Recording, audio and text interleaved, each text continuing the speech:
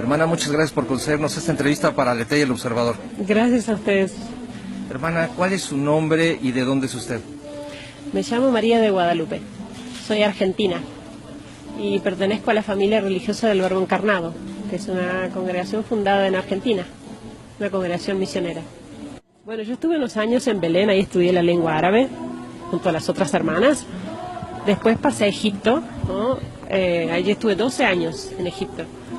Y 12 años de mucho trabajo, intenso trabajo apostólico, incluso me tocó el cargo de provincial, estuve viajando mucho, ¿no? Y, en Túnez, en Jordania, bueno, Siria, Irak, el mismo Israel, Palestina, bueno, Egipto, ahí se desarrolló mucho la misión.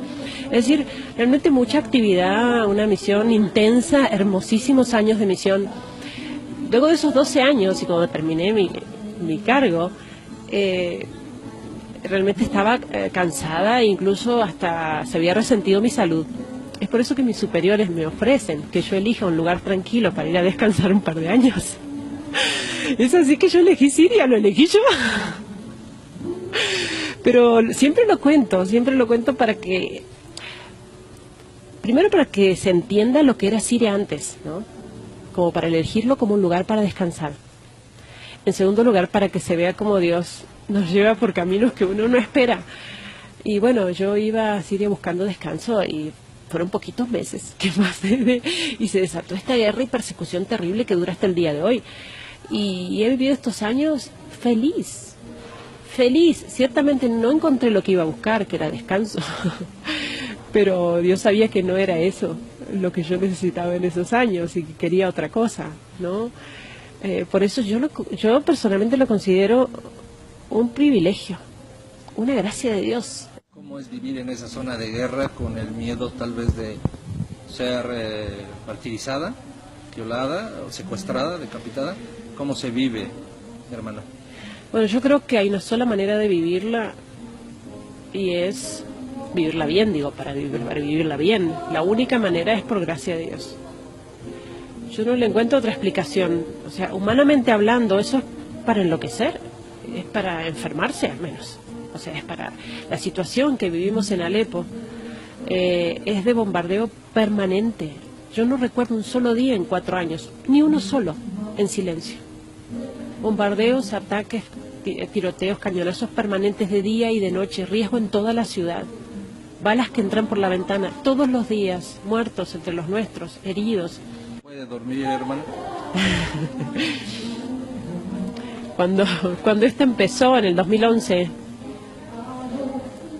yo recuerdo que fue de un día para el otro, empezaron los tiros y los aviones y pasaban los tanques, ¿no? Nos agarró muy de sorpresa. Y las primeras 2 semanas hubo toque de queda, estuvimos encerrados, era muy difícil dormir. Había mucho miedo, no se sabía qué pasaba, qué iba a pasar, si el ejército iba a lograr, ¿no?, detener a los terroristas. Pero claro, las 2 semanas se hicieron meses y se hicieron años. Entonces, lamentablemente, porque no suena bien decirlo, pero uno se acostumbra y la gente se ha acostumbrado.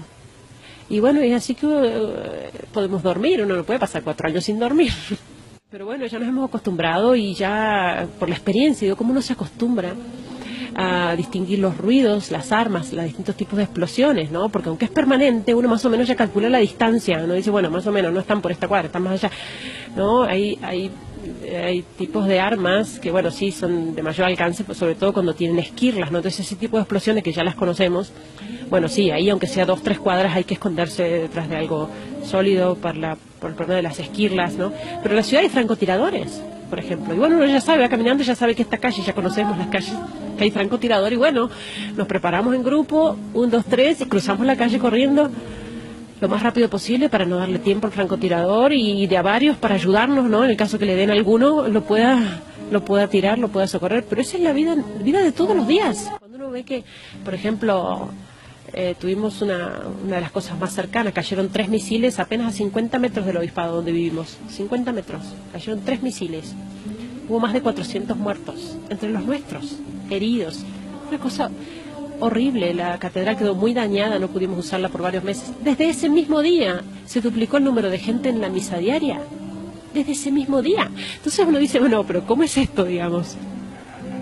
Y es que ellos sufren más, rezan más, los persiguen, son más fuertes. ¿La hermana Guadalupe alguna vez ha tenido por su mente o le ha cruzado por su mente el martirio? Bueno, sí, muchas veces. Sí, muchas veces. Yo creo que es parte de la opción, de la elección que hemos hecho de seguir este llamado de Dios a la vida misionera, ¿no? Cuando yo pregunté a mis padres, porque nuestros superiores apenas comenzó la guerra nos ofrecieron cambiar de misión si queríamos, que no estábamos obligados, como cambió tanto la situación. Queríamos quedarnos, realmente queríamos quedarnos, pero necesitábamos también el apoyo de nuestras familias. Cuando llamé a mis padres, les dije, bueno, ya sabían cómo estaba la situación, ellos, pero me quiero quedar, ¿ustedes qué dicen? Mis padres me dijeron, lo que pasa es que has estado con esta gente hasta ahora y los vas a abandonar cuando más te necesiten. Tenés que quedarte ahí, si no, no te podés llamar misionera, me dijo. Aun cuando eso signifique dar la vida. ¿Y por qué es así? Porque si vamos a ser misioneros, pero bueno, cuando ya empiece a doler un poco, o empiece a ajustar un poco, no, que ya cueste, no, hasta ahí no más, ¿no? Y es por eso que, bueno, uno lo considera ciertamente como una posibilidad, que Dios nos dé la gracia de mantenernos firmes si llega ese momento.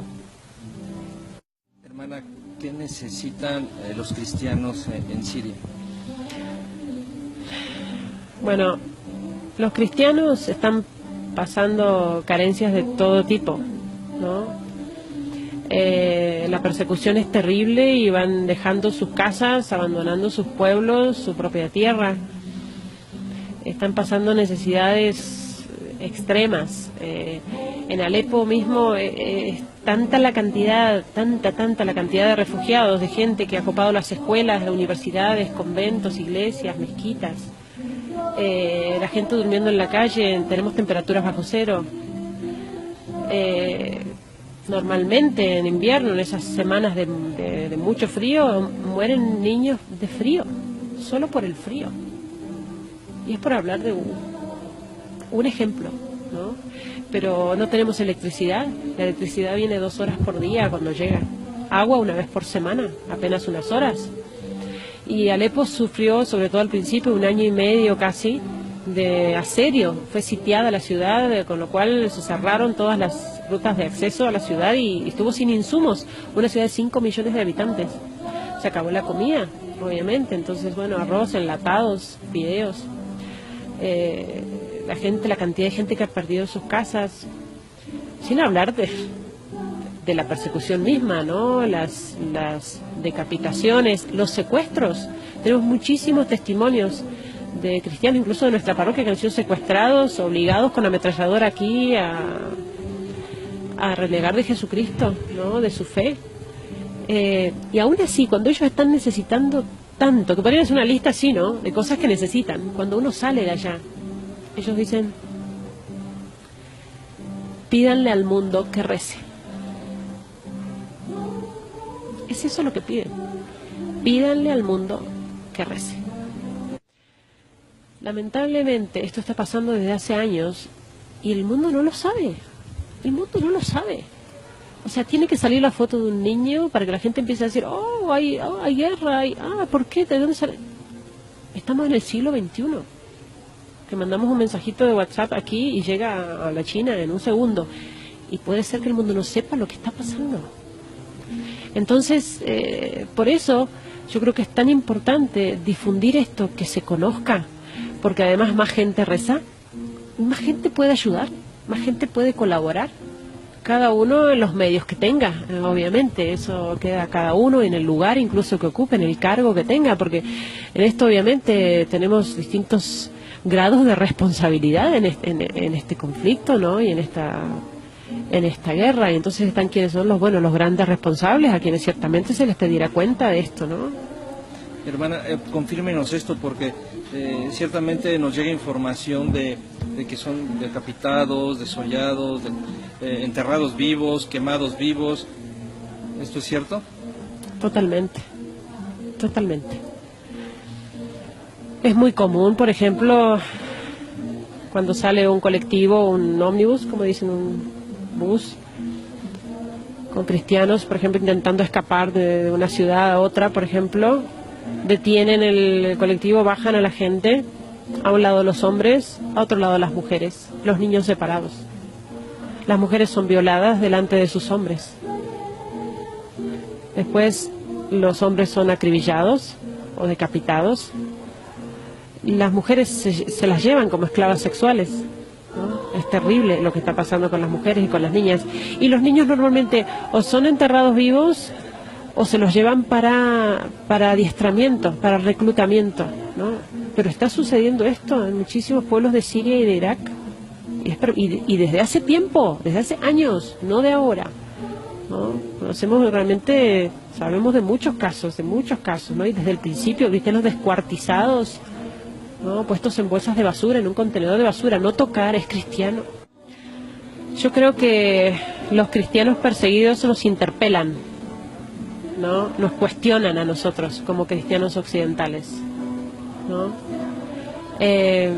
Allá en Egipto, por ejemplo, se tatúan la cruz los cristianos para distinguirse y para mantenerse firmes al momento del martirio. Se tatúan la cruz en su carne. Y nosotros a veces en Occidente intentamos esconder que somos cristianos, o nos da vergüenza, o bueno, en algunos ambientes sí, pero en otros ambientes no voy a decir que rezo, no me voy a presionar en público, o no voy a... Bueno, no, porque eso queda... No queda, o... ¿no? Realmente nos cuestionan de qué manera estamos viviendo nuestra fe, ¿no? A que tenemos que vivirla con más coraje, sin miedo a manifestarnos como cristianos en el ambiente en el que estemos, a ser apóstoles, a ser testigos. Ellos están derramando su sangre, pero que no sea en vano. Cuando nosotros como cristianos miramos para otro lado y seguimos viviendo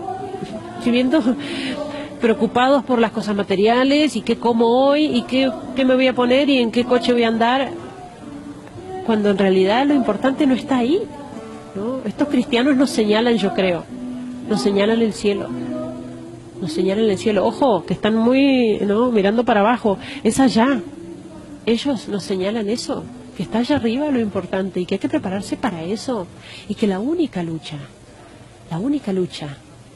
es contra el pecado, y el único miedo que tenemos que tener es perder la gracia de Dios por el pecado, que es una cosa que a veces olvidamos, tememos tantas cosas y nos preocupamos por tantas cosas que en definitiva no son importantes, ¿no? Por eso yo creo que el mensaje de los cristianos perseguidos es muy fuerte, y por eso digo que están provocando milagros entre los cristianos de Occidente, provocando milagros de fe, ¿no? De gente que reaviva su fe, de gente que se convierte. Por eso digo que aprovecharse de estos méritos y de este testimonio. Hermana, ¿quién le tatuó la cruz? Lo hicimos allá en Egipto cuando llegamos a la misión. Llegamos en el año 99 y ahí nomás allá al 2000 nos tatuamos la cruz como lo hacen ellos. Es una cuestión ritual, tradicional, ¿no? Ya los niños pequeños los llevan a los monasterios y son los monjes los que tatúan la cruz, ¿no? ¿Son bautizados y después tatuados? Sí, y tatuados, sí. Es impresionante, ¿no? Porque, por ejemplo, en Egipto, donde también el cristianismo es minoría, uno, por ejemplo, va en el transporte público, ¿no? Vamos todos hacinados, amontonados en un colectivo o en el tranvía y bueno, y agarrados, y uno hace así. Y uno ve que uno de otra punta hace así, y otro de allá así, y otro acá, y dice, somos 4. En este tranvía somos 4 cristianos. Es un montón, ¿no? Y el sentido es justamente también decir, bueno, si al momento de tener que entregar la vida por Jesucristo estuviera tentada de decir, bueno, por miedo, no, pero en realidad yo no lo llevo en la carne, que soy cristiano. También es un compromiso. Por supuesto, es un compromiso de vivir fieles a Jesucristo y de ser realmente testigos. Coherencia. Testigos, claro, realmente somos cristianos. Por eso no podemos llamarnos cristianos si no estamos dispuestos a vivir así. Y ojo que no es que en Occidente se viva, bueno, México sufrió una gran persecución, ¿no? Y es debido a esa gran persecución que sufrió y a los mártires que tiene, que hoy tienen un país católico como es México, ¿no? Pero realmente esto nos tiene que ayudar a despertar en nuestra fe. Nosotros en nuestros países occidentales no es que tenemos persecución cruenta, que nos van a... Pero hay persecución también, hay discriminación, aislamiento, ¿no? Si uno quiere vivir de acuerdo a su fe, de acuerdo a su moral. ¿Cuántos jóvenes sufren por vivir de acuerdo a la moral cristiana, la moral católica? Eso es persecución, ¿no? La presión que sufren del ambiente, ¿no? Y bueno, eso, llevar esa persecución adelante con más coraje, ¿no? Para ser verdaderos hermanos de estos mártires. Hermana, ha estado pensando cómo concluir, cómo cerrar. ¿Qué le parece si hacemos una oración como la hacen ustedes allá, para unirnos, para todos aquellos que vean este mensaje, esta entrevista? Sí, cómo no. Seamos uno. Puedo hacerlo en forma de canto, porque allá, bueno, dice San Agustín, cantar es rezar 2 veces, ¿no? Allá lo tienen muy asumido, ellos cuando cantan, rezan, realmente, ¿no? Es impresionante verlos rezar y verlos cantar. Y hay una oración que es, bajo tu amparo nos acogemos, Santa Madre de Dios, no desoigas las súplicas que te dirigimos en nuestras necesidades, antes bien líbranos de todo peligro, oh Virgen gloriosa y bendita. Una de las oraciones más queridas por ellos y uno de los cantos más tradicionales en árabe.